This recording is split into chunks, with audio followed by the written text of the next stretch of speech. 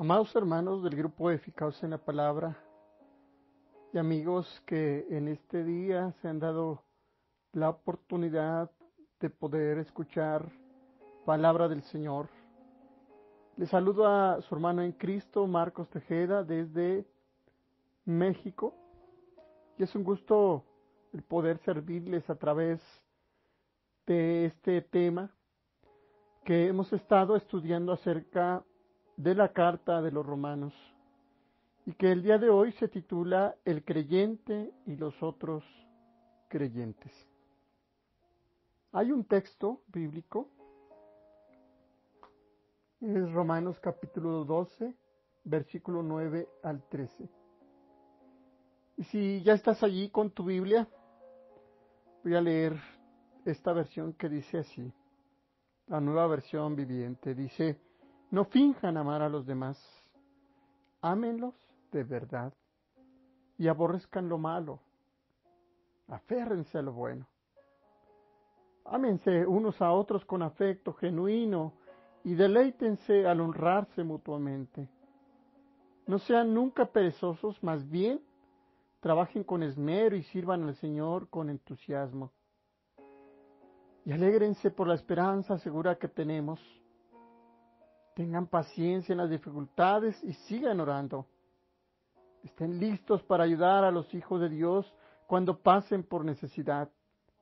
Estén siempre dispuestos a brindar la hospitalidad. Bien, queridos hermanos, amados oyentes, y a todos nuestros oyentes que por primera vez nos escuchan, quisiera comenzar diciendo: la carta a los Romanos que escribe Pablo no lo escribe como un tratado teológico, sino como una carta. Es decir, tiene un comienzo, un desarrollo y un final. Por tal motivo, para entender nuestro estudio, quiero resumir brevemente lo que hemos estado estudiando acerca de la carta a los Romanos, y sobre todo cómo Pablo fue construyendo su argumento de la salvación por gracia.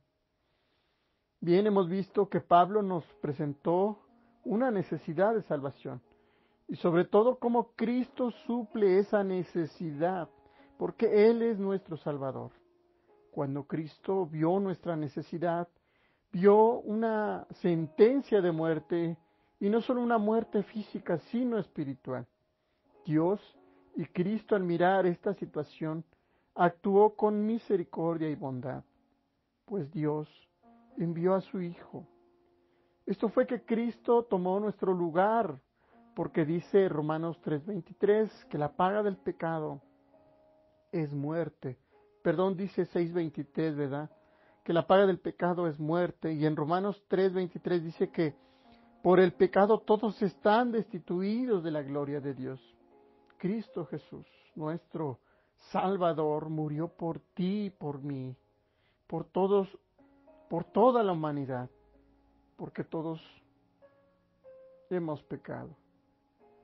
Es decir, estamos enemistados, separados, muertos en nuestros delitos, y entonces Jesucristo tomó nuestro lugar para no estar muertos, no solo físicamente, sino también para tener una esperanza de vida eterna. Esa vida eterna que se palpa en la relación correcta, en la relación de santidad con nuestro Dios. Cristo, al ver nuestra condenación de separación completa y total con Dios, Él nos justificó delante del Padre para ser ciudadanos de su reino y tener una nueva vida, ser una nueva creación, ser santificados en su Espíritu, ser transformados por el Espíritu. Romanos 8. Así que Dios quiere que seamos conforme a su imagen. Esa imagen que cada uno de nosotros hemos de recibir en el nuevo nacimiento de su presencia por su Espíritu. En ese nacimiento es donde su Espíritu está operando para vivir de otra manera en la que vivíamos. Es la manera para mostrarnos la correcta relación con nuestro Dios, con el Padre y con las misericordias de nuestro Dios. El poder experimentar las misericordias de Dios. Y bueno, por eso en este capítulo 12 el apóstol Pablo pastoralmente escribe a los oyentes en Roma acerca de cómo responder a ese amor gratuito que hemos recibido por parte de Él. Pero esta respuesta, para empezar, no es una obligación.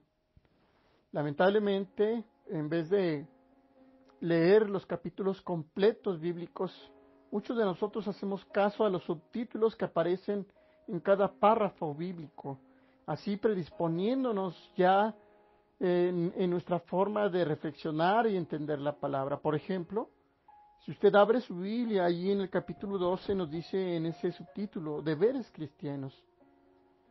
Esto es una aportación editorial, es una sugerencia. Ahora bien, entonces, ¿cómo debemos entender esto que hemos leído? Bueno, para empezar, debemos entender que la palabra de Dios tiene un mensaje para nuestra vida.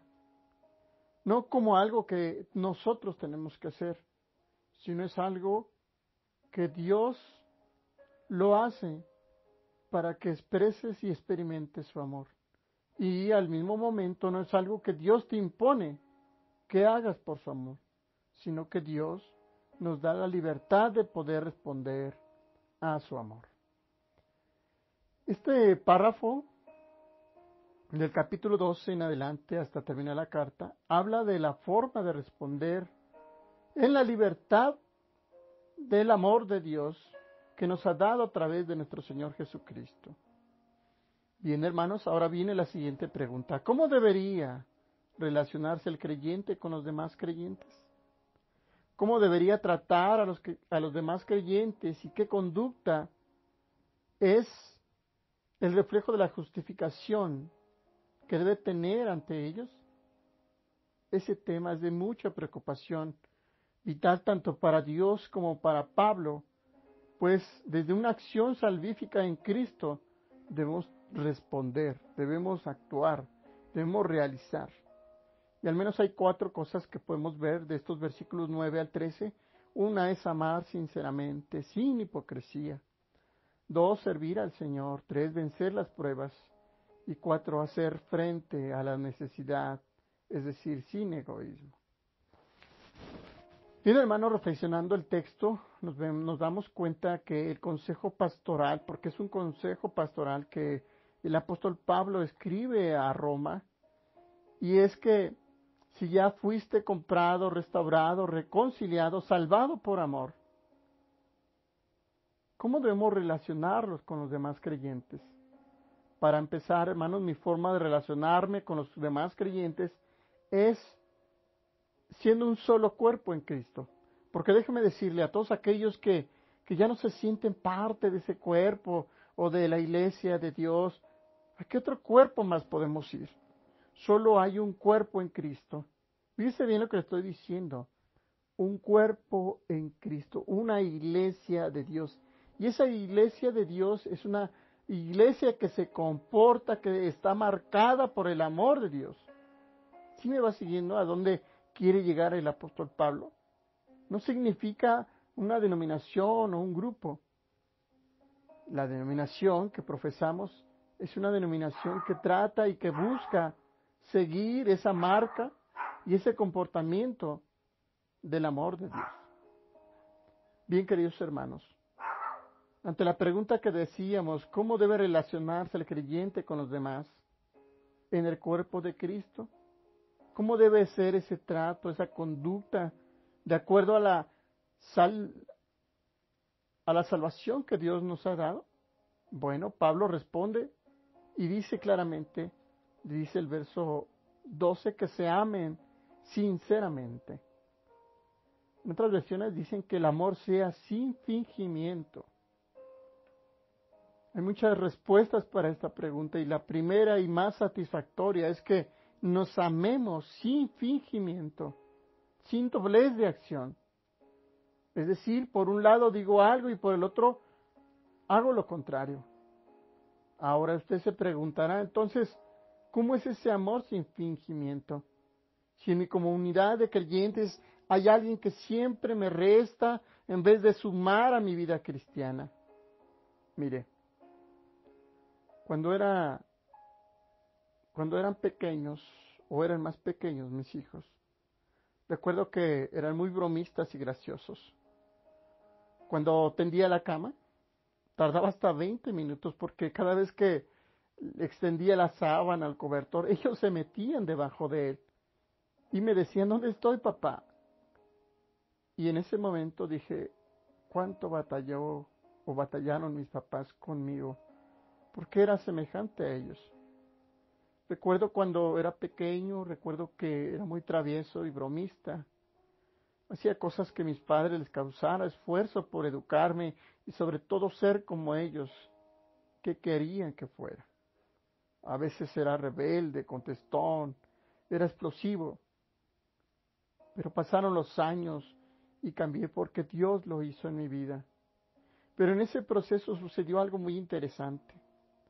Cuando entré en mi mayoría de edad, me fui a la capital de mi país, aquí en México, a vivir solo. Y cuando vivía allá, recuerdo que hice todo lo que pude para honrar a mis padres. Para empezar, puse en práctica lo que me enseñaron. Cuando trabajaba, distribuía mi dinero en 3 partes, una para Dios, otra para mis padres y otra era un fondo de la misericordia, para poder ayudar a mis hermanos y para ayudar a las personas que estaban cerca de mí, como también el poder hacer algo por aquellos que estaban sufriendo. La pregunta es, ¿quién me obligó? ¿Quién me obligó a hacerlo? Nadie me forzó a hacerlo. Porque mientras estuve con mis padres viviendo, yo demandaba que ellos suplieran mis necesidades, mis caprichos. Pero hay algo que cambió y nació en el deseo de proveer y darle a mis padres, familia y personas que aún no conocía. Porque dicen todavía mi familia y mis seres queridos que tengo un corazón de pollo. Porque veo a las personas que están sufriendo y aunque no me lo pidan, se los doy. Y a veces sin que sepan que me quedaré sin ello. Pero eso me motiva desde adentro. Y es porque el amor que recibí del Señor, me hace darlo. Y no requiero de ningún fingimiento. Este ejemplo, queridos hermanos, es algo que yo puedo compartir con ustedes acerca del amor sin fingimiento. Es decir, sin que se lo pidan, sin obligación, o un amor por compromiso. Aquí Pablo nos dice 2 cosas. Este amor entre creyentes es por decisión y por mandamiento. Es Dios quien solicita que en el cuerpo de Cristo debemos amarnos. No es que tú sientas algo bonito que te provoquen sentimientos para hacerlo, ni mucho menos que hagan méritos. Recuerde que nuestra salvación la recibimos gratuitamente. No tuvimos que hacer absolutamente nada, pues el Señor lo hizo. Pablo nos dice en 1 Corintios, capítulo 13, voy a parafrasear el texto, que dice que aunque seas el más sabio o tenga las mejores habilidades o dones, o la mejor fe, pero sin amor, es estar vacío por dentro. Este amor no es algo que te mueva, ni que te presione o que sientas culpa o por temor. Pablo nos dice ahora que has visto y has tenido el privilegio de ser salvo por gracia. Es tiempo entonces de responder con un amor verdadero. Fíjese cómo dice más adelante, que este amor sea verdadero, es decir, sin hipocresía, sin simular, porque el que ama de verdad no es hacer una lista de lo que se nos pide, porque solo llegaremos entonces a ser orgullosos. Porque si usted hace algo por orgullo, usted dirá y terminará diciendo, oh, lo logré. Pero es lo que Pablo no quiere que lleguemos a hacer y sentir por los demás, porque eso es religión, es fariseísmo, es frustrarse porque ese tipo de logros a veces son tan complicados que llegan a cansarse.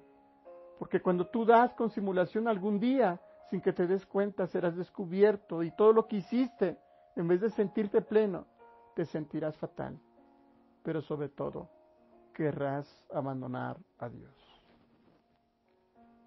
Amados, la manera correcta de ser parte de este cuerpo de creyentes es que al recibir nuestros dones, los dones son para compartir. Y si tú dices no tengo ningún don, quizá no tienes para dar dinero, pero tienes el don de servir, de enseñar. Y si no lo hicieres, déjame decirte que Dios no te va a obligar a hacerlo. Pero Pablo nos recuerda que el mejor don que todos podemos tener sin razón es el amor. Y el amor de dar. Todos lo hemos recibido y eso es lo que podemos compartir con todos. Porque quien ama no deja que los demás se equivoquen, sino que aborrezcan lo malo. Hebreos 1:9 dice que el Señor lo hizo con justicia. Él es el modelo a seguir en ese amor sin fingimiento. Y este amor es sencillo de hacerlo por el simple hecho de haber nacido de nuevo. Porque cuando tú naces de nuevo no puedes fingir amor. Cabe mencionar que el amor no hace daño. El amor echa fuera el temor, dice la palabra.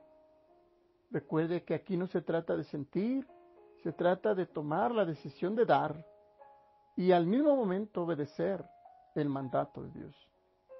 Quiero invitarle de una manera práctica en esta primera parte, es que usted debe amar al cuerpo de Cristo. Debe amar sin fingimiento. Este amor sin fingimiento se muestra a través de lo siguiente. Pablo nos dice en el verso 10 que nosotros debemos amar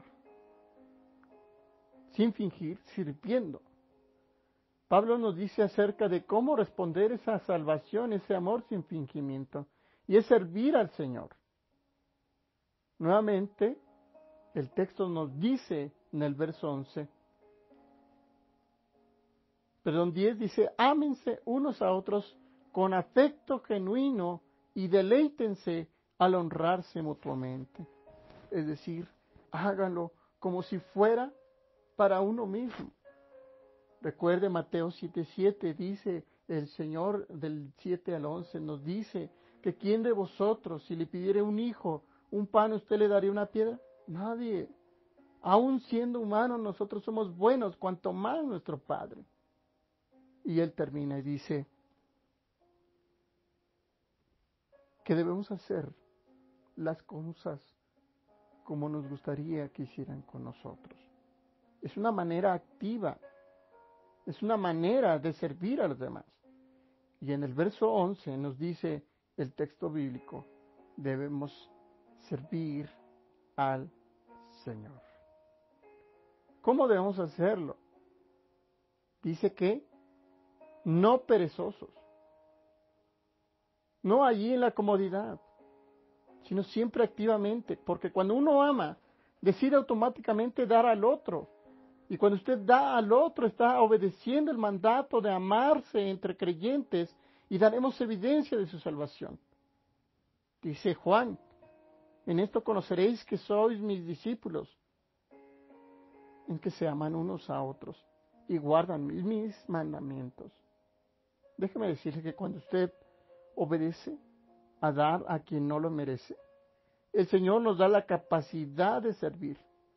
Fíjese cómo el amor influencia para realizar algo sin que se busque la gloria propia, sino que busca el poder de amar a través del servicio.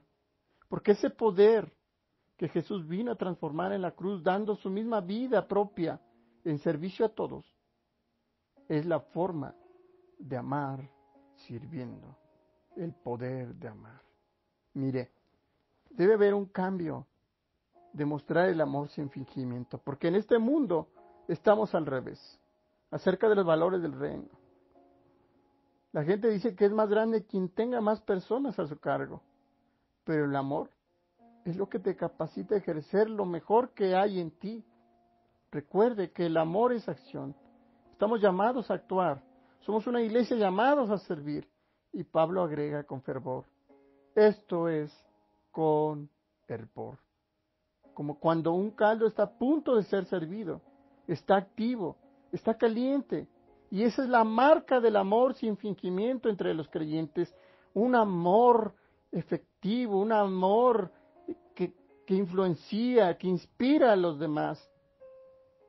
¿O acaso usted cuando ve un grupo de personas que se dan muestra de amor verdadero, ¿no acaso usted dice, cómo le hacen para tener todo eso?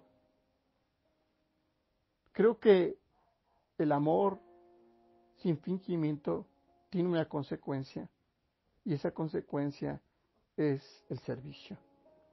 Y creo que la consecuencia de los que han nacido en Cristo y que han sido justificados en el Señor están dispuestos a servir.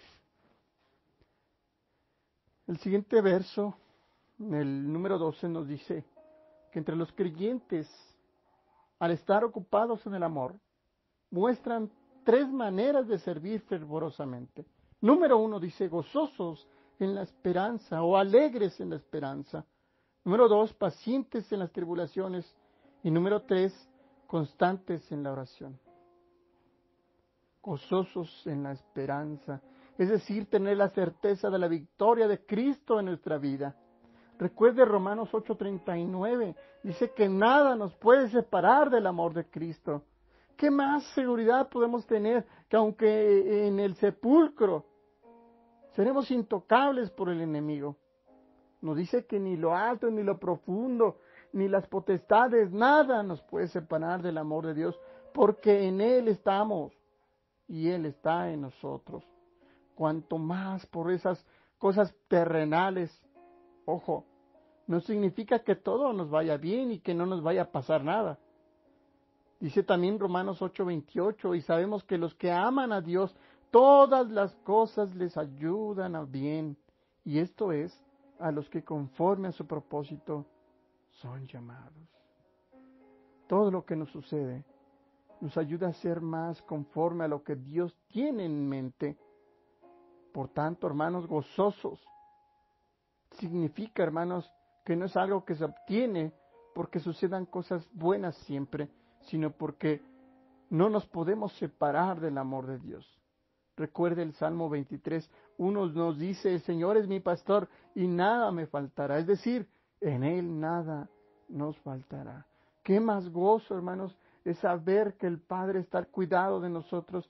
Qué gozosos debemos ser, hermanos, saber que todo lo que viene adelante es mejor de lo que nosotros esperamos.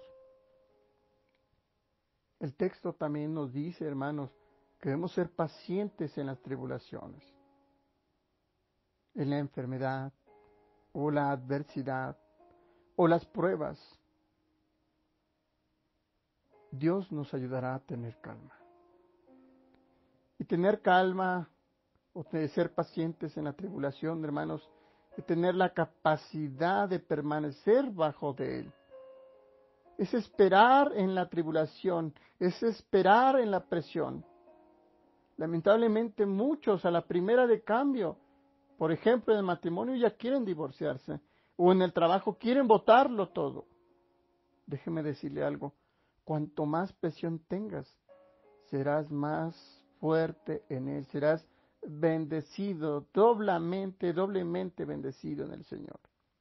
Dice el Salmo 91, verso 1, el que habita bajo la sombra del omnipotente Dios, entonces permanecerá o permaneceremos siempre debajo de su poder, de su control.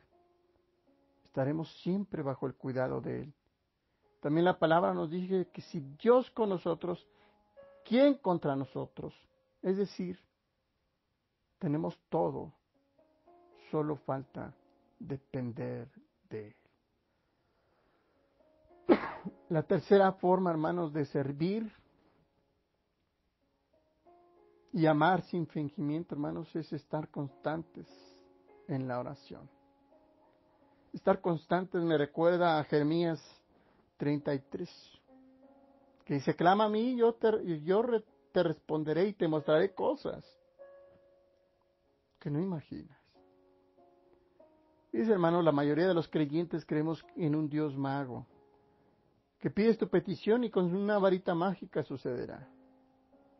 Es decir, no somos constantes. Clamar, hermanos, es semejante a aquel ciego Bartimeo, que cuando le decían, cállate, él más gritaba, Jesús, Hijo de David, ten misericordia de mí. Y dice que la multitud lo callaba y le decía, cállate, no dejas escuchar al maestro. Y entre más lo callaban, dice que más clamaba, más gritaba diciendo, Jesús, Hijo de David, ten misericordia de mí. Y entonces dice la palabra que cuando Jesús iba en camino se detuvo y le dijo, tráiganmelo. Y entonces aquellos hombres, dice que fueron por Bartimeo. Y Jesús le dijo, ¿qué quieres que haga por ti? Y aquel hombre, ojo hermanos, expresó su necesidad, Señor, sáname. A veces oramos, hermanos, por nuestros deseos y no por nuestras necesidades. Pero bueno, ese es otro tema, hermanos, que espero un día compartir con ustedes. Jesús, Hijo de David, ten misericordia de mí. El clamor fue lo que hizo que Dios escuchara su constancia, su insistencia de su necesidad. El Señor obró en su vida. Este último verso, hermanos, nos muestra el amor sin fingimiento. El verso 13 nos dice que debemos hacerlo a través del amor entre creyentes, a través de la hospitalidad. Dice, estén listos para ayudar a los hijos de Dios cuando pasen por necesidad.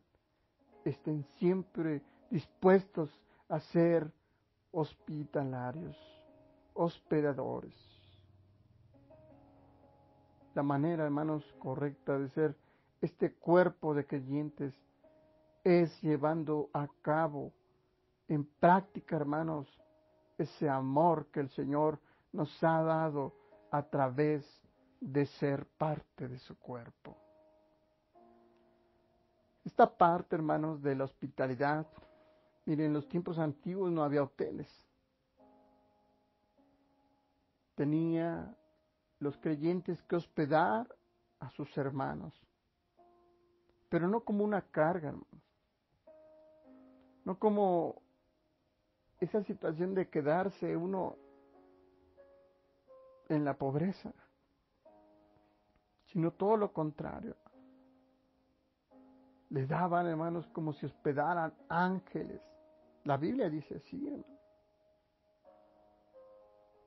Ahora, eso no significa que nosotros les paguemos los mejores hoteles, sino que debemos ser o buscar ser hospedadores. Como creyentes debemos ser hospitalarios. Cuando alguien va a la iglesia por primera vez, ponte a su servicio. Como cuando tú llegaste por primera vez a la iglesia, deseas que alguien te dijera o se acercara a ti y te hiciera ser parte de ese cuerpo, ese hermoso cuerpo que es del Señor. De esa misma manera, Pablo también dice, deben sobrellevar las cargas unos a otros, que cuando necesites algo, estés presto a hacerlo. Es triste, hermanos, a veces decir, oye, hermano, ¿va para allá a tal lugar? Sí, hermano, pero es que voy a pasar a hacer unas cosas. ¿Qué le cuesta llevarlo? A veces no somos hospitalarios. Aquí cuando hay concilios, les decimos los pastores a la iglesia, hermanos, ¿quién puede hospedar a algunos hermanos que vienen de otros estados? Todos se hacen de la vista gorda. Hermanos, debemos ser hospedadores. Pablo en esta última recomendación dice que en eso se muestra también el amor sin fingimiento entre creyentes. Y si lo haces, es porque has nacido de nuevo. También dice Juan que debes volver a tu primer amor. Este amor que te salvó el Señor es un amor que ama sin reservas, sin fingimiento a su cuerpo de creyentes, porque así fue como Él te amó y así es como Él ama a su pueblo. Amados hermanos, el trato, el actuar del creyente entre los creyentes es a través de un amor sin fingimiento.